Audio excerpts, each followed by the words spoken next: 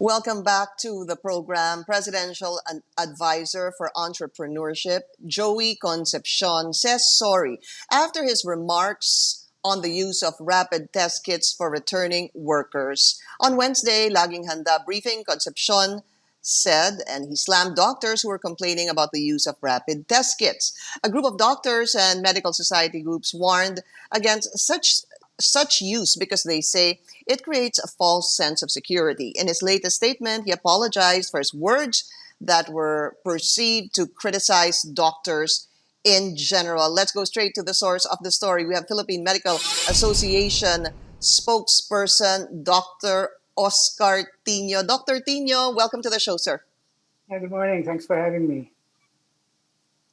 Okay, you're welcome, sir. So, Secretary Joey Concepcion already issued an apology on his, let me quote, ang problema ng mga doktor, salita ng salita, wala namang ginagawa, complain ng complain, ang mangyayari dito, magsasarado ulit ang ekonomiya ng Pilipinas, maraming mawawala ng trabaho. Of course, this was his reaction, sir, doon po sa medical groups saying that antibody rapid test kits are a waste of resources for returning workers. First, sir, has the PMA accepted the apology of Secretary Joey Concepcion?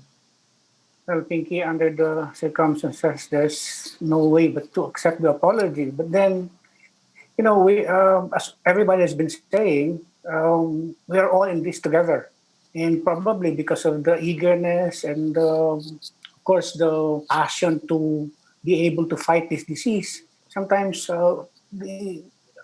something happens along the way and it gets the best of us, and we tend to say things that's a little bit hurting to some.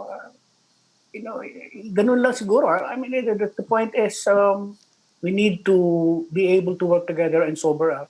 The Philippine Medical Association, of course, and the specialty societies, our other specialty societies in particular, have spoken, and I think the point that the PMA and all the other doctors would like to express is that it's simply an admonition of and among experts of the probably cautious in the judicial use of a new technology, a relatively new technology, which is the antibody testing. I think yun ang pinag-uusapan dito, yung antibody testing. Yung PCR kasi, that's supposed to be the gold standard. No? So, I think yun lang naman ang gusto ng Philippine Medical Association. Kaya lang probably we misunderstood each other somewhere along the way. Opo. Doctor, sorry, I didn't catch the first part of your statement. Did you say that you accepted the apology already? Well, it's, as I've said, there's absolutely no choice but to sober up a bit. I mean, we cannot be fighting. We are all in this together. We would like to make sure that we win this war against COVID. And siguro nga, medyo nagkain ito ng konti doon sa mga sinasabi. Minsan, nagigil ka kasi that's how things are. Yun ang aking tingin personally. And also, I think that's what the PMA would like to drive on at this time. Okay. Kayo po, when you heard that, ano ho ba naramdaman ninyo?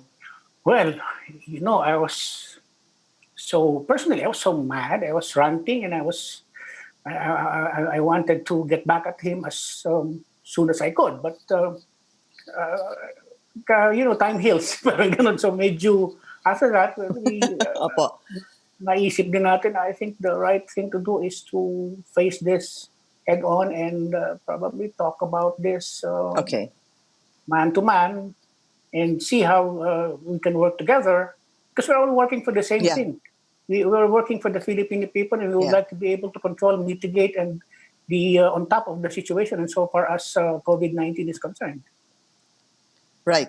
You're all after the safety of the public. So I want to talk about that, Dr. Tinio. No? Itong ang issue ng antibody test kits. So essentially, sir, Doc, this is not something, are you saying, to be clear, na it's a waste of resources at ibig ho ba sabihin wag nang gawin ito nung mga nagbabalik na mga empleyado? Is that so? No, I personally, I would like to support what Project ARC is doing, and of course, This is to promote testing. And of course, the way to mitigate and to control COVID, ano lang yan eh. Ano ba yung base ng ating control? Testing, isolation, distancing, and of course, hygiene. And we've been pounding on the fact that we need to identify cases.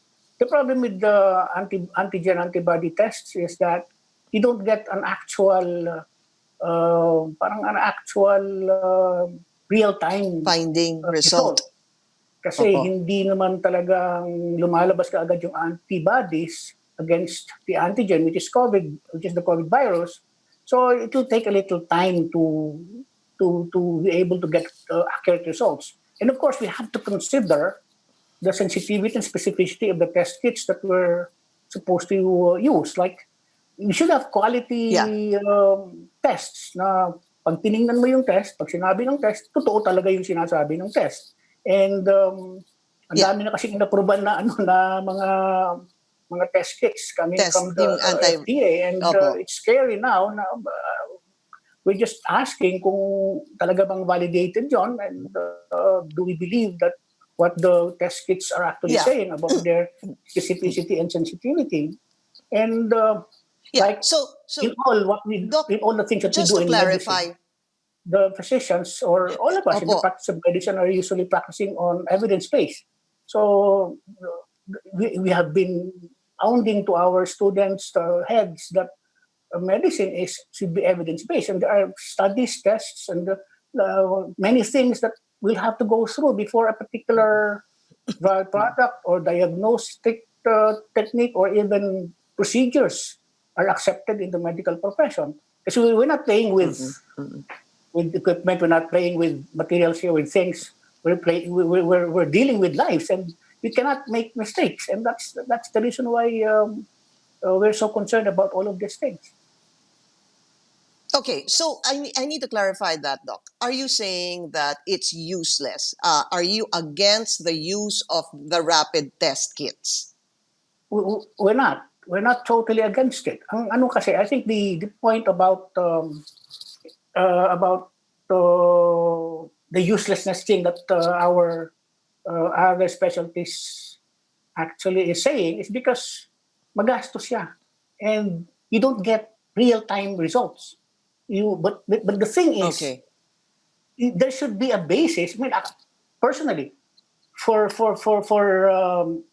us to make a sound decision about what to do with our workers, or in particular, because we're talking about workers, dapat siguro magkaroon tayo ng basis. At least ako, if I do testing on a particular group of workers, I would have this sense na pag nakikita ako ng positive, I know what to do with the positive case. That is if the test kits that I'm using are believable. And of course, pag nakita ko negative, it's not at all an assurance that the patient doesn't have the illness. As what have been done and studied, sabi ng studies is that mga 80% of cases of transfer of the disease from one individual to another is actually coming from those who have outright signs and symptoms. So, pag meron talagang COVID, mga 86 or 80% of the time, mahahawa yung kung hindi nag-ayos ng mabuti yung contacts niya. And about yung a little bit about siguro mga 10% are yung pre-symptomatic cases. So, but the problem is hindi mo alam yung pre-symptomatic because wala pang symptoms din. And the conclusion about saying that we can get the illness through from asymptomatic cases, hindi pa masyadong proven at this time. But then, of course, ako, personally, I would rather that we try and do something to be able to identify cases. So I go for testing, right, Doctor. But of course, with caution, and we need to be able to judiciously use the tests that we would be conducting. All right. Dr. Tinio, sir, we've run out of time. Maraming salamat po sa inyo. Thank you. And thank you for joining us here on The Source. I'm Pinky Webb. You're watching CNN Philippines.